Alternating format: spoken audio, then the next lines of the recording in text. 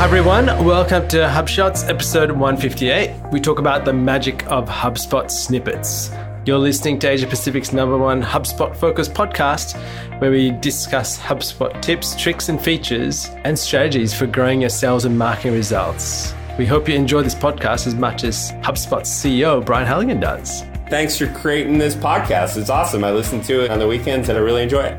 My name's Ian Jacob from Search and Be Founder. With me is Craig Bailey from Zen Systems. How are you, Craig? Oh, look, I'm just great. And you know, that vanilla espresso tonight, wow, that's perked me up. I know. Thank you, Nespresso. Yes. Now, in this episode, we're going to chat about HubSpot snippets and how they can help you systemize a whole bunch of processes in your business, especially for sales, plus scheduling HubSpot pop-up forms, which is new. All right, on to our inbound thought of the week, Craig. Your good wife, Michelle, has a book for introverts titled How to Be an Introvert in an Extrovert World. And it is now a finalist in 2 book awards. Yeah, so I think we've mentioned this many months ago, maybe last year when it first came out. Yes. So my wife's written a number of books now, and this is one for introverts. If you're an introvert like me, and you might think listening to this show, oh, Craig's not an introvert, he's so opinionated and yabbers on all the time. But I'm actually quite introverted, which is why you see me hiding up the back at user groups and not really socializing. I'm socially pretty inept. But anyway, that aside, you might be thinking, well, that's like me. Well, that's like you, right? So if you're introverted, this book is actually really good for understanding your personality traits. And the other thing is, if you look at people like me and go, wow, what a weirdo, this book will help you understand people like me and other introverts, because quite often we find in families, someone's quite extroverted, then there's other people that are introverted, and it's like, what's wrong with those introverted people? Yes. What's going wrong with them? Now, why are we mentioning that? Well, one, it's my wife's book, so I like it. It's a great book, by the way. It is a very good book. Yeah, 5-star ratings and things. So it's actually been well reviewed. But there's actually quite a lot of introverts around. Yes, and at the there user is. group and conferences, they really struggle. And so we've talked about this over the years. So anyway, I just wanted to give a shout out to my wife's book, and I think it'll be really helpful for a lot of people. You know, Dharmesh. Yes. Dharmesh, I'm sure he'd love this Dharmesh, book. if you're listening, we can send you a copy. Well, actually, I've sent you a copy, Dharmesh, last year. In fact, I sent you 2 copies. And they're probably caught in the mailroom somewhere, and they, got blocked by security and never made it to you. But yeah, look, if you're interested, just let me know. I'll send you another copy. All right. And Craig, we've been upgrading our HubShots brand, and we're moving everything. So like we say, test and measure. I've been testing and measuring these new podcast covers, so to speak, on Facebook and Instagram. It's been quite an interesting journey, because I thought, okay, let's try this. What I like might not resonate with others, and there might be reasons. I'm no color consultant or graphic designer. Again, it's really interesting what we found out and what we've come up with and how that resonates with people. So just a little story about how we are testing and measuring things. Yeah, and thanks, people, for your feedback on that. And thank you, Ian, for forcing us to do this and upgrading the look of our podcast cover. Now, folks, I'll just tell you, if you haven't seen it, it's got our faces on it, which was quite uncomfortable for me because, I like to hide behind, the cover and things like that. But yeah, our faces are out there, putting ourselves out there. We are. Pushing out of my comfort zone. So there you have it. All right, on to our HubSpot marketing feature of the week, Craig. And this is about one of our favorite items. Yeah, the day they changed the name from lead forms to pop-up forms, that was a sad day. But HubSpot pop-up forms, they've added a scheduling option. I don't think this is in all versions. I think it's Pro and above. So unfortunately, I don't think you get it in starter or free. But you can now schedule when your pop-ups will show and then stop. So it's great for time-limited campaigns, or maybe you've got an event coming up, you just have a pop-up to promote the event, and then it'll turn itself off automatically. Fantastic. Yeah, and what I love about it, it's not just the date, it's actually a particular time. One thing to be aware of, make sure you actually set up your time zone settings in your portal correctly. Oh, wow. We should include that last week in our top mistakes where people don't set their time zone. Yeah. Exactly. So do that, because this will obviously drive off that when it comes to turning it off. All right. Onto our HubSpot sales feature, Craig. And this is what you flagged right at the start, snippets. So tell us, well, first, what are snippets, and then how have you used it? Right. So snippets, let me explain it, is a piece of text that you would often use that you can access in HubSpot and in Gmail, for example, if you do a hash. So in this example, I put something to do with creating a SAP record in one of our customer systems.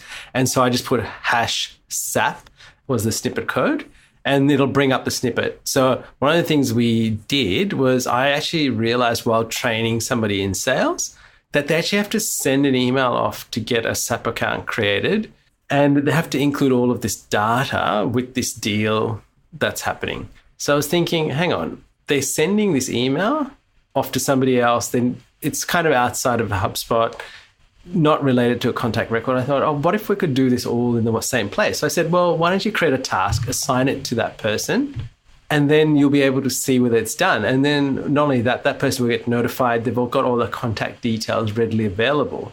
And then they said, oh, look, I want to put the ABN, which is like the company registration number. So I said, okay, have you actually put that into the contact record? I discovered that it wasn't there. So I created a custom property in the company record to collect the ABN. And there were a few other things that we needed to collect. So we've created that. And then I used that information in the snippet to be pulled in so that when they're creating a task that needs to be sent to this particular person to create the account, when they invoke the snippet, all of the custom properties will get pulled into that task body so that they don't have to actually go and cut and paste or look in other systems to find that out. And that's how I use this in this scenario to help the sales process. I think this is so good. Firstly, one thing I love about snippets, you can combine contact and company tokens. And even deal tokens. Oh, really? I think so, yes. I'd like to see that. Well, which deal would it pull from if you're against the contact? Yes. I guess it would if there was only one deal. Correct. Yeah, but if there were multiple deals, I wonder how that work. But in any case, you can pull contact and company tokens to push into the task at that time. Now, that's one thing I really like. So there's not only the time saving, this has forced a process where all the information is in HubSpot now. You added that ABN field. And two, the big problem with cut and paste and copying this over into an email that then gets lost. Well, first of all, it can't track it. But two, someone always copies the ABN and misses a digit. Correct. Or they don't quite get it quite right. Oh, there's phone numbers missing, and then that kind of thing. Yes. Whereas it's just all there. So it's not only saved time, it's removed the chance of errors as well. So this is a great tip. I'm going to put this in place with all my clients now. Fantastic. All right, on to our HubSpot Gotcha of the Week, Craig. All right, shifting gears into social here. I'm going to just set the scene. There's a few different tools in HubSpot. So it's HubSpot Social. Yes. You can tell on a post how many clicks it got. Correct. You get that interaction or that engagement results.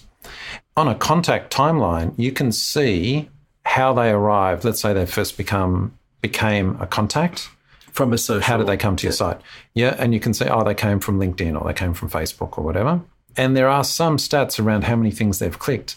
But there's nothing that allows you to pull it together. So on the timeline, you can't see this person came to the site via this post, or they came back from this post on social. That would be a great feature to have. We had a client that's asking about this. They want exactly this so that they can see in the timeline. It's not there. I'm calling it a bit of a gotcha because it seems like all the bits are there.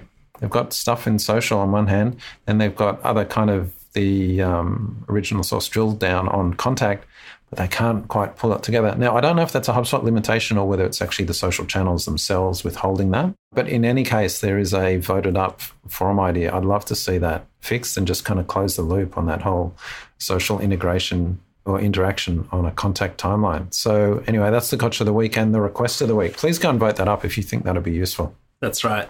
And there's a link in the show notes to do that. All right, on to our marketing tip of the week, Craig, using Google search operators. Now, do you know what a Google search operator is, Ian? Yes, I do, Craig. Yeah, which one do you use the most? I probably use the plus. I use plus? Yeah. I thought you were going to say the site operator because that's quite often. Well, what's the opposite? Yeah, sorry, the site. I do use the site operator, but I also use the... Use plus. Do you use the minus? And not that often. And I see the example that you've given is actually minus. Okay, so for people listening who don't know, search operators, when you're doing a Google search, you can use certain symbols and words and that to qualify or filter down your search results. So we've got an example here where you might search for HubSpot podcast, but you don't want to see the results from HubSpot.com. So you just put a minus HubSpot.com and you can see that in the example. Anyway, we've linked off to an article on Built Visible site, which takes you through a whole bunch of different site operators. So go and read those. Even if you don't remember them all, you'll kind of be blown away by how many there are and what you can do on Google. Yeah. And It then goes on to say how you can basically do a technical audit on your site using Google Site Operators. Well, that's exactly right. So I know often when people say, oh, look, my site can't be found, not getting any traffic, one of the very first things I do when I'm sitting with people, I'll do in the Google search bar, I'll type in site and I'll stick in their whole website address. And then I'll know how many pages are in the Google index. Now, if you do that and you see no results found, well, then your site definitely is not indexed by Google. Yeah, that's right. There's a problem. Yeah, so the site operator is, as you just said, site, SITE, then your domain name. Hubshots.com, for example. You'll see all the pages Google has indexed for that domain. All right, on to our Insight of the Week, Craig. Now, this is about Google. They've just had their Google Marketing Live 2019. They basically rolled out a whole bunch of new things. Some things are already live, some things are coming out. And they really talked a lot about what's driving change and what they're seeing. There were some really interesting stats. It was a long session. I can't believe you got up at 2 a.m. to watch this. Yeah, I did. I'm impressed. I fell asleep through that. Oh, did you? Right, okay. But I remember bits of it. Anyway, there's some really interesting stats. Like one of the stats when we were just skimming through it together was on YouTube, the number of logged in users daily, I think was... No, it was monthly. Oh, monthly was 2 billion. I was like, what? With a B, folks. That's 2 right. billion logged in users. So just think about that, right? They have the ability to know all the people that are and what they're watching, how long they're watching, and even what was an amount of time people were watching stuff? I think it was like 1 billion hours per month watched. Correct. It was something huge, something right? insane, yeah. And just think about it, and I think I've spoken about this before, is that you look at children's behavior. You know what? They don't go to the TV. Their first port of call, if they're going to watch something, is actually YouTube. And it's a whole shift in the way they consume content and what they see as entertainment and TV. I wanted to highlight there are some great stats. They've announced what's coming. Well, no, the reason that you mentioned the YouTube thing was because that plays into the advertising, Absolutely. basically ad inventory that they've got in all these new ad formats. By the way, it's a better ad experience for everyone. Ian. Correct. Did you know that? It's all about the ad experience. Like, do you know what the ad experience on your mobile phone is? No organic results. That's It's like, it's all paid. Oh, yeah, that's a great ad experience. Great experience for Now, if Google. you're a business and you want to get in front of people, this is actually a great way to get in front of people. Imagine someone said, we want to rank on mobile, organic rank. It's like, good luck. Yeah, because, exactly. Wow. Well, how about that new ad format that they've got where you can actually have carousel images in the ad? So it's a search ad with 4 to 8 carousel images, which if you see a picture of it, you'll be like, that's half to 3/4 of the mobile screen. Just take it up with that ad. That's right. We're looking at it and we're both going, wow, that's terrible. There's no organic. We'd better get on to this straight away. I know. This in place for our clients. My goodness. Yeah, I very excitedly went into Google Ads to try and implement it, and then I read the fine print, available midway through this year. Yeah, and they'll roll it out in the US first, but yeah. Look, there was one interesting slide, and I put a picture of it, and we'll share it on social. It says Google understands intent, so you can anticipate intent. And this is a lot around how they're dealing with audiences and what they know about people in their buying cycles and how they're buying and understanding how to give them what they need at the right time. There was a really interesting quote you picked up out of that, which you want to actually talk about. So I'll put a bit of context behind this. One of the things they were talking about is the ability to write ads, edit ads from the mobile app, which is something that you can't do currently. And that's what they're rolling out. But here's a really important quote that you read. So they're talking about, being able to create campaigns in the app. Yes. Okay, they said, imagine you're en route to a client meeting across town in a taxi cab, not Uber, mind you, in a taxi cab, but need to launch a last-minute holiday campaign. Imagine, is that a use case you've found yourself in, Ian? Anyway, apparently the feedback says that's a use case. Google's Android and iOS app now lets you write the search copy, optimize the headline, place bids, and set budget constraints from your smartphone. Well, thank goodness I've been hanging out. And we've been hanging out for this, haven't we? Oh, my goodness. You know how people are multi-device, they're at home watching the TV on their phone. They're not going to be watching YouTube. They're going to be on there writing their headlines on their ads. Correct. So there's a whole bunch of different things that have happened. Well, there's the Discover feed. Is that the one? Yes, there's Discover feed, but there's optimizations for seasonality. Oh, right. Yes. Which is the other thing. So just explain that seasonality. You gave me a good example of this. Yes, before. an example is, let's say in your store, you sell T-shirts, shorts, jackets for winter. Seasonality is that we're heading into winter now in Australia. So not many people will be buying T-shirts, more people will be buying jumpers and jackets. So it would adjust the bidding accordingly for that seasonality to go, okay, well, we don't actually need to bid much for T-shirts. We actually need to increase bidding for jackets and jumpers. Another one of the optimizations was around campaign spend across multiple campaigns. Yes. One of the examples they said, imagine you're spending $91,000 a month on search campaigns across 100 different search campaigns. Yes. I'm like, yeah, imagine how many companies are spending 91 grand a month? Well, there's probably heaps, $1 billion company, but yeah, I wonder if they're really targeting the higher end of town.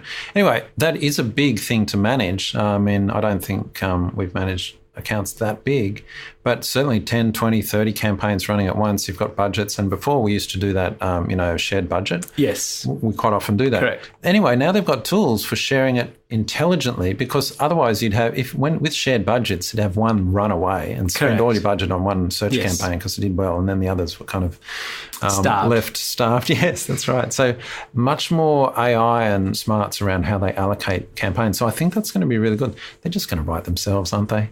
You won't need the smartphone app. It'll write itself. Correct. Just press a button, spend my money. So talking about that, there are what they call local campaigns for local business to drive foot traffic in stores. And a lot of that is write itself. Give it some headlines, give it your website, give it your store address, and it'll do the rest. So here you are, Google. Here's a blank check. Just spend my money however you see fit.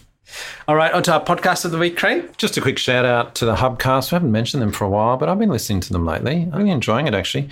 Big fan of Karina Duffy and Marcus Sheridan. Smart girl. Yeah. Really, really enjoying it. So, folks, if you're not listening to that, time to tune in again. Really good. And our resource of the week, Craig? Oh, look, there's, Lorem Ipsum. And there's been those Lorem Ipsum generators and things like that. This one, you give it a topic. So you could put in, just give me some dummy text about podcasting, for example. So when you're doing those site mock-ups, instead of putting Lorem Ipsum text, you can actually have relevant text. I think it pulls it from Wikipedia and munges it together. So that's cool. Fun little resource to use. And our quote of the week, Craig, a quote on advertising. Thought this was appropriate in light of Google. That's right. Don't tell me how you make it. Tell me how good it makes me when I use it. And that's by Leo Burnett. Yeah, from Leo Burnett, famous advertiser from, probably 40s, 50s and 60s. Yeah. But just talking about the fact that good advertising, is how you make someone else feel good. Well, we'd love you to leave feedback on Apple Podcasts. Even leave us a rating. Don't need to write anything. Yeah, just give us a rating. I was so pleased when I saw that. We've got all these 5-star ratings. Thank you, folks. Yes, thank you very much. We really appreciate it. And we're always happy to get more. That's right. Any feedback, please hit us up through the website, through Facebook, through Instagram. We'd love to hear from you. And we hope you all have a great week. And until next episode, Craig. Catch you later, Ian.